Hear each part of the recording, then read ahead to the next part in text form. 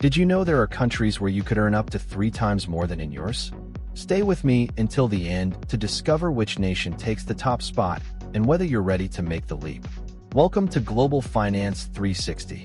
Today we're exploring the 10 countries that offer the highest salaries in 2025, looking not only at average annual pay, but also at minimum wages, sample professions, and the main advantages and drawbacks of living and working in each place.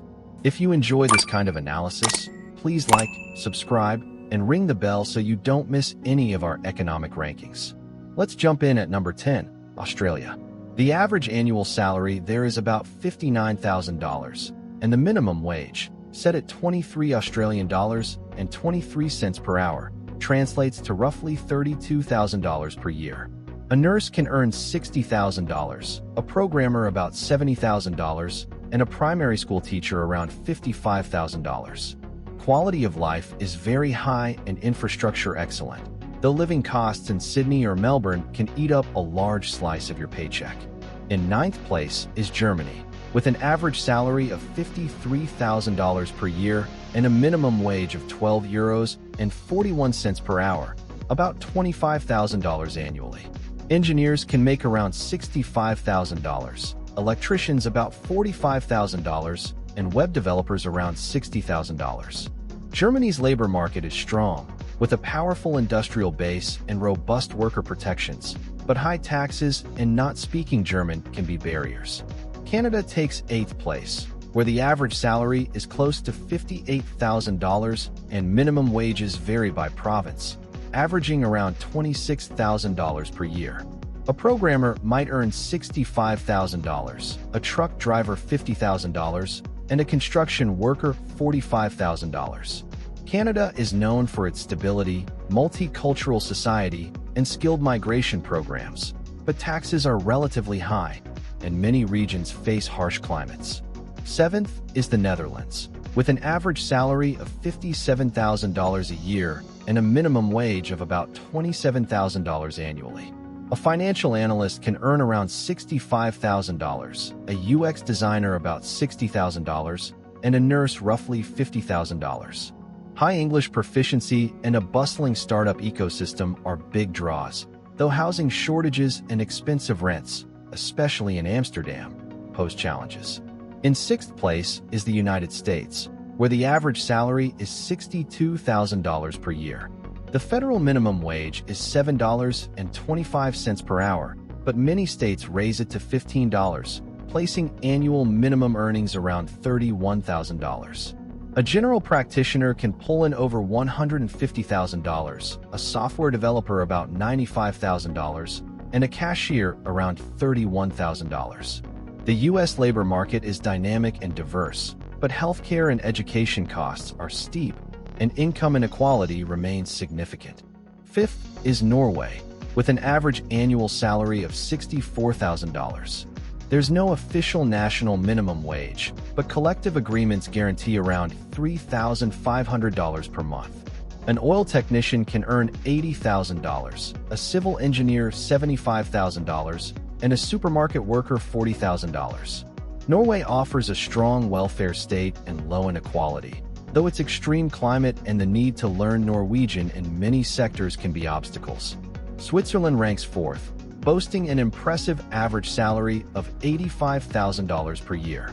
In cantons that enforce it, the minimum wage is about $52,000 annually.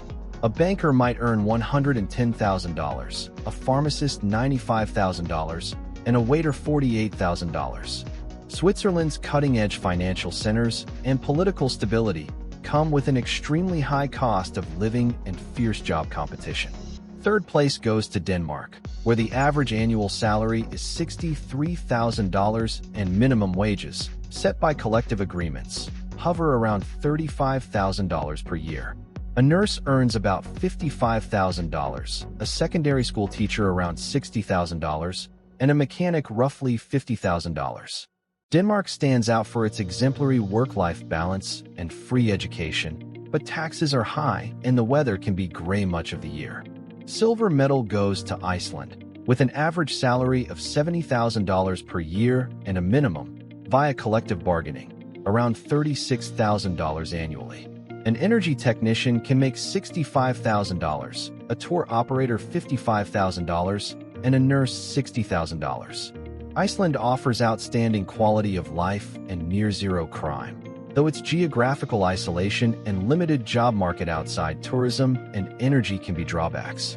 And in first place is Luxembourg, with an average salary exceeding $88,000 per year and a legal minimum of €2,638 per month, about $42,000 annually, the highest in Europe.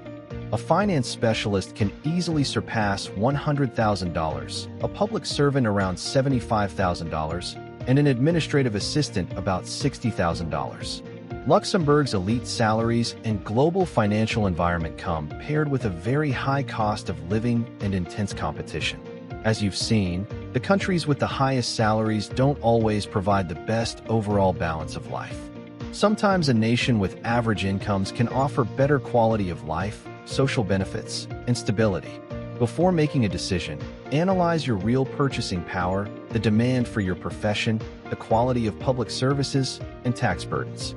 Here's an extra insight to help you get even more out of these numbers. Consider becoming a digital nomad or negotiating part-time remote contracts with companies in high-paying countries. By doing so, you can earn premium rates while living in a lower-cost locale and potentially save or invest a much larger share of your income. This strategy works especially well if your skill set is in tech, design, marketing, or finance. I'm also leaving links to Numbeo and Salary Explorer in the description below so you can calculate your own cost of living comparisons. Another key factor is each country's tax regime and social contributions. For instance, although Denmark and Norway have high tax rates, up to 50% at top brackets, they fund universal health care and education, effectively lowering your out-of-pocket expenses. In contrast, the U.S. has lower payroll taxes but often requires private health insurance. Switzerland's tax rates vary by canton, so you can optimize by choosing a low-tax district. Likewise, some countries offer tax incentives for expatriates or investors. Portugal's non-habitual resident regime lets qualifying professionals pay a flat 20% income tax for 10 years. Researching these incentives can meaningfully boost your net income and savings potential. All these factors, alongside the salary data we reviewed, give you a comprehensive framework to decide your next career move or relocation plan. Which country would you most like to work in? Which one surprised you the most? Let me know in the comments. Share this video with someone planning their professional future, and subscribe if you haven't already. Thanks for watching Global Finance 360. See you in the next ranking.